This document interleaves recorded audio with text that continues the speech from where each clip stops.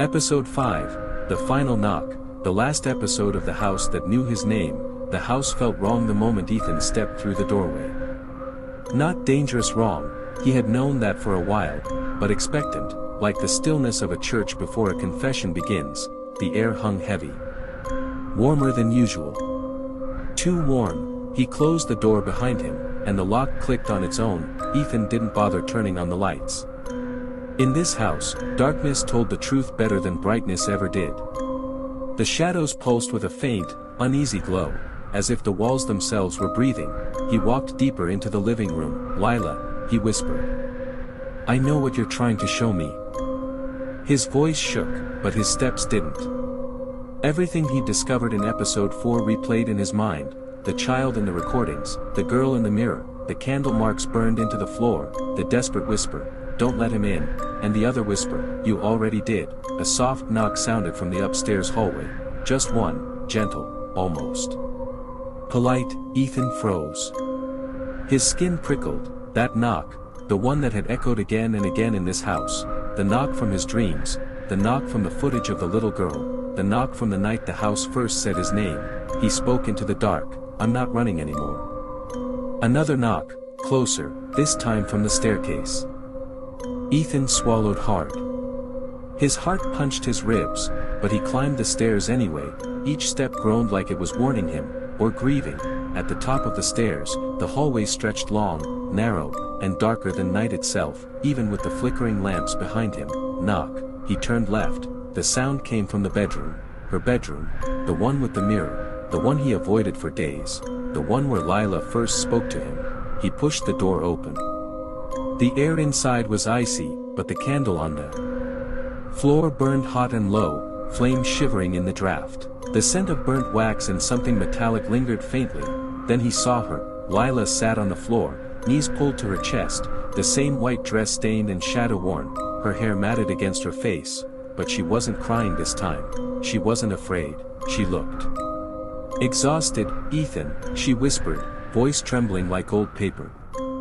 "He's coming." I held him back as long as I could. Ethan knelt beside her. "You don't have to protect me anymore. Tell me the truth." Lila lifted her eyes to his, dark, hollow, and full of the kind of sadness that only comes from being forgotten for too long. "You let him in the night you moved here," she breathed. "You opened the door." "I didn't." "You did," she said softly. "Not the front door. The other door. The one inside you."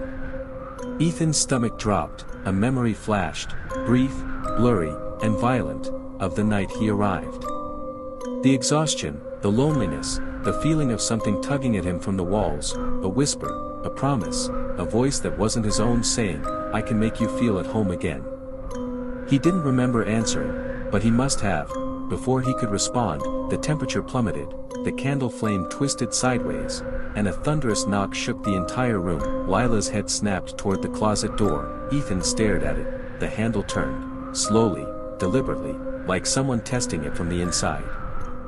"Ethan," Lila whispered. "He's wearing your face."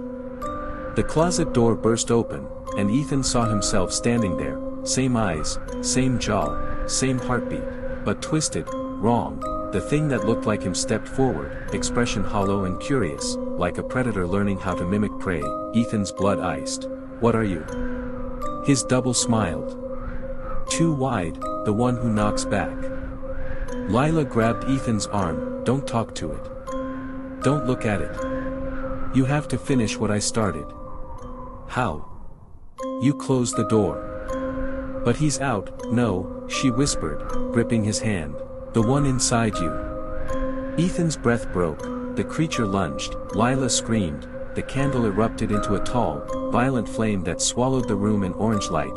Shadows warped like melting faces. The house roared, every wall vibrating like a heartbeat misfiring. Ethan clamped his eyes shut.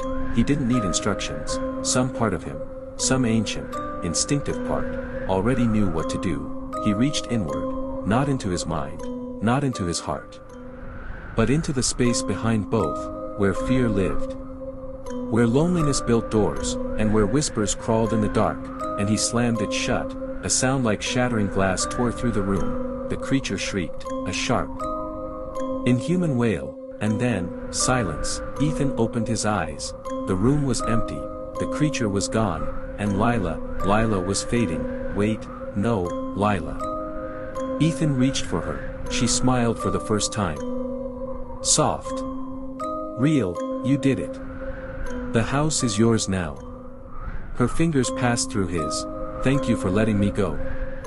Then she vanished like smoke, the candle flickered out, and the house exhaled. Ethan stayed kneeling on the floor long after the room grew warm again. For the first time since he moved in, he felt no eyes on him, no breath at the back of his neck, no whisper threaded through the walls, just quiet, peaceful, final. He stood up and walked to the window. Morning light pushed gently across the floorboards. It was over. He gathered his things slowly, no fear, no rush, but just as he stepped into the hallway, a soft knock came from behind the mirror. The sound froze him mid-step. Knock. Knock, a voice whispered through the glass. Ethan, you closed the wrong door. The mirror spider-webbed with cracks, and the house began to breathe again. If you enjoyed this story, don't forget to like, comment, and subscribe for more.